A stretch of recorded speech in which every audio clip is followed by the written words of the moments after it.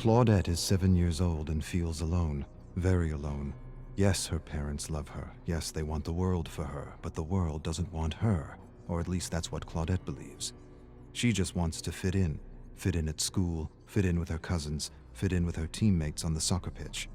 But fitting in isn't as simple as being like others. She's different, and she knows it. She feels slow, unresponsive, not quick enough to understand her teacher or keep up with her class. The librarian calls her addle-minded. When she talks, she stutters. Sometimes she loses her breath and has trouble recognizing when she's talking too loudly. But most of all, her teacher embarrasses her. Says she's in the clouds, always in the clouds. Get out of the clouds, Claudette. But she can't help it. She's exploring massive gardens and colorful bugs on strange new worlds. Claudette feels things more than others, much more. Like the shame of not being invited to any birthday parties. Not one party. Every day her parents ask her who she played with at lunch, and every day she lowers her chin and tells them that she doesn't want to talk. Her parents ask her teacher, and her teacher tells them she likes to play alone. Not so much play, more like collect and observe things, flowers, weeds, beetles, worms, rocks. Some kids are just loners. Every day her parents ask her about her friends, and every day the shame returns. They want her to have friends. More than that, they want a list of names for her birthday. But she doesn't have a list of names. She doesn't even have one name.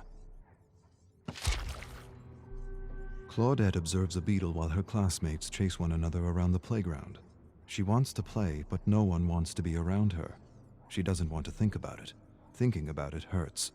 Thinking about it reminds her she will disappoint her mother again. Her mother just wants her to have a friend, but making a friend isn't easy, not for Claudette. And she wishes more than anything that it was as easy for her as it was for others. She wishes she had a friend to make her parents worry less. Maybe they would even be proud. Maybe she should give up her passion for bugs and flowers. Maybe that would help. Maybe then she would be like other kids. But the need to explore and collect is strong. It is not beyond her. It is her.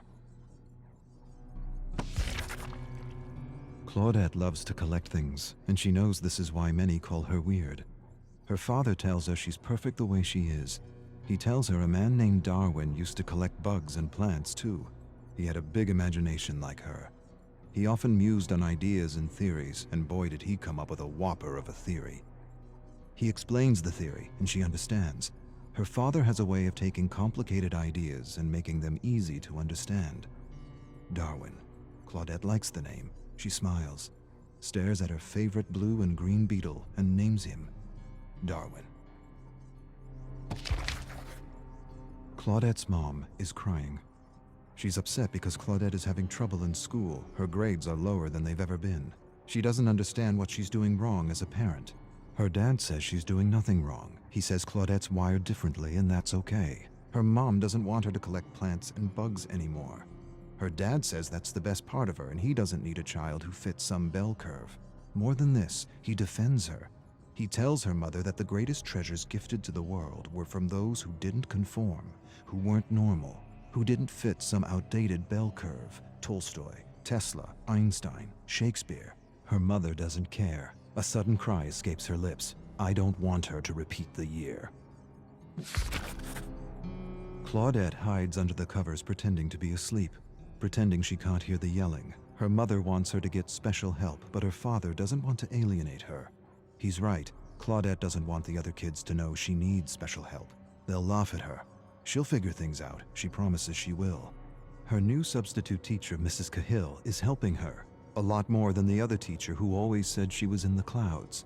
Her father says stress is the worst thing for a child's developing brain. Leave her be. Let her grow at her own pace. Stress shrinks the brain, destroys confidence, kills creativity. He doesn't want her studying at lunchtime. Lunchtime is for real growth, authentic growth. Growth unhindered by the pressure of tests and the fear of making mistakes. Claudette's mother is happy because her grades are improving. A single teacher can make a difference, can make all the difference, especially this teacher. Mrs. Cahill. Other kids call her strange and weird, but Mrs. Cahill isn't weird. She just gets it. She understands because she had a tough time learning when she was a student. This is why she makes an extra effort to help Claudette, to help her understand what she is explaining in class without alienating her. Claudette is happy because her new teacher is helping her, really helping her. She's learning new things every day. More than facts and vocabulary, she's learning how to learn, or rather, she's learning how she learns, and that is the key.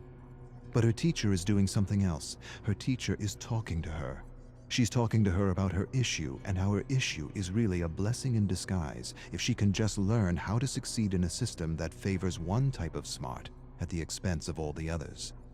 A system that frowns on taking chances or making mistakes, when making mistakes and taking chances is what is needed for learning, for true learning. Her teacher tells her that she has passion, and passion is everything.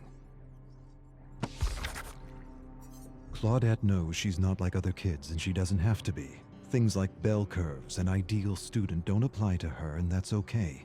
The ideal mold is a prison for those wired differently, and her teacher has set her free. Her grades are getting better and a test is coming. She writes, visualizes, and imagines everything she needs to remember, and somehow this works. The right teacher at the right time can make all the difference. Her parents are proud, very proud, but still her mother wishes she had friends. Still her mother wishes she liked what other girls liked. Her parents argue in another room about what to get for her birthday. Her mother wants to buy a new doll. Her father thinks she'd like something more related to bugs, plants, and bacteria. The suggestion upsets her mother. Her father defends her. See her for who she is and not who you want her to be. Her mother goes silent. She suddenly releases a cry and says she doesn't want her to be bullied like she was bullied throughout school. Claudette's eyes go wide. For the first time in her life, she realizes her mother's wired differently too. Claudette will be 8 years old tomorrow. She should be eager. She should be excited. She should be counting the hours, minutes, seconds. Instead, she is none of these. She dreads the moment she will have to open her gift. Every year it's the same. Dolls, crafts, jewelry. Nothing that means anything to her. Maybe this year she'll smile and pretend she didn't want a magnifying glass, or a collection of stones, or a set of books on botany.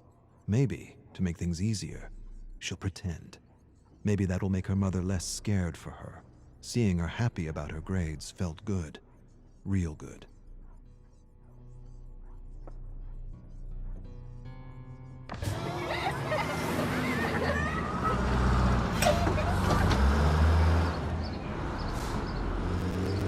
Hey. Hmm.